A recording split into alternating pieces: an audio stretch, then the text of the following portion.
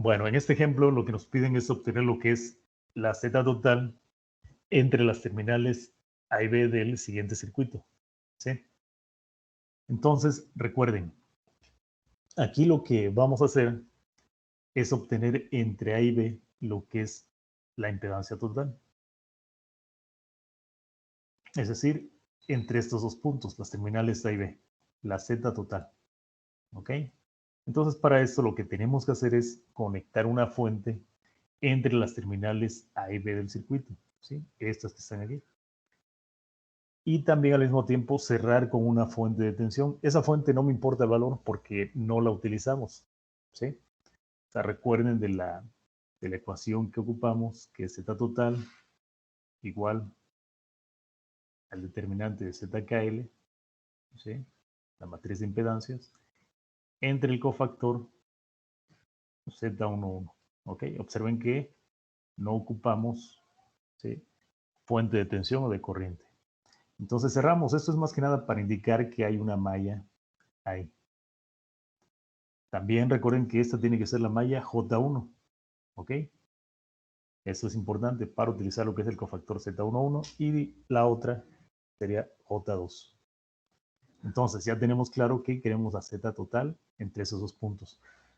Recuerden que también como hay acoplamientos, pues no podemos reducir en este caso con elementos serie o paralelo, sino que tenemos que ocupar esta ecuación, ¿ok? Entonces vamos a ocupar, como ya les había dicho, parte del método de mallas. Y vamos a empezar con las impedancias propias de mallas. Recuerden que este tiene dos términos. Entonces, impedancias propias de mallas y vamos a empezar con las Z11. ¿Ok? La impedancia propia de la malla 1. En este caso, esta que está aquí, J1. Entonces, el primer término, recuerden, si ustedes tienen sus hojas ahí al lado,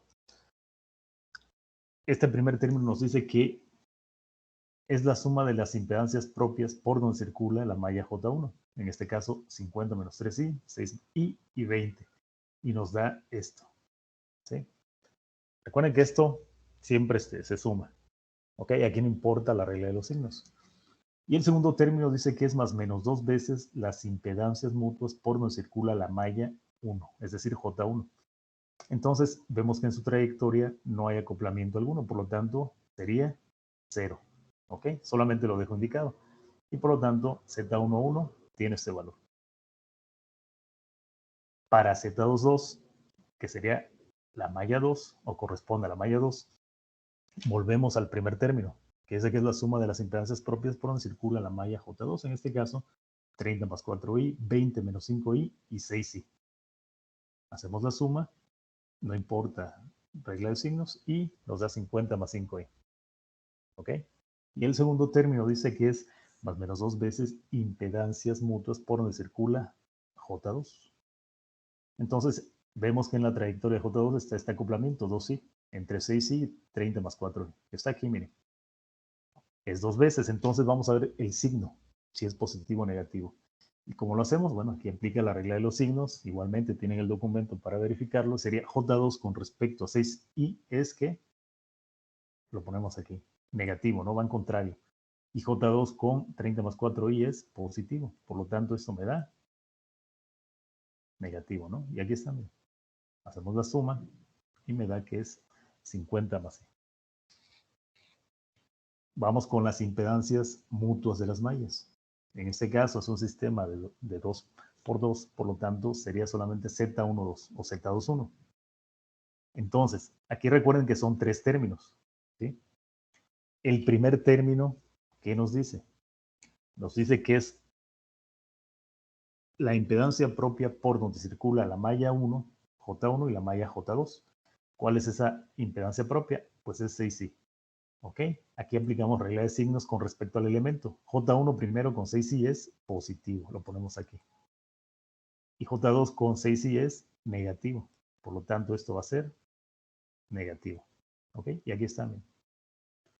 El segundo término dice que es más o menos 2 veces las impedancias mutuas por donde circula J1 y J2.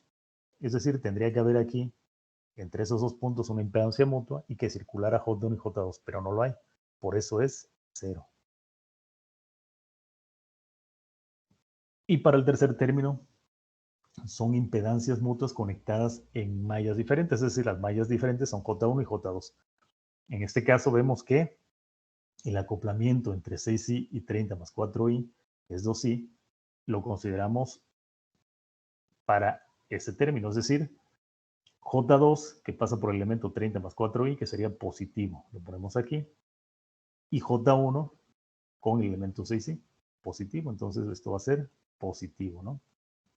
Ok, y entonces ya lo tenemos aquí, hacemos la suma algebraica y nos da este valor.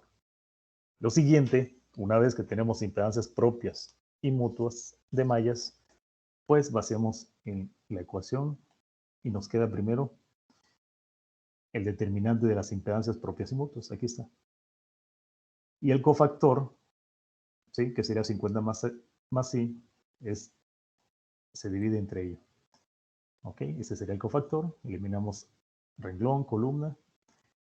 Hacemos operaciones y la impedancia total es este valor.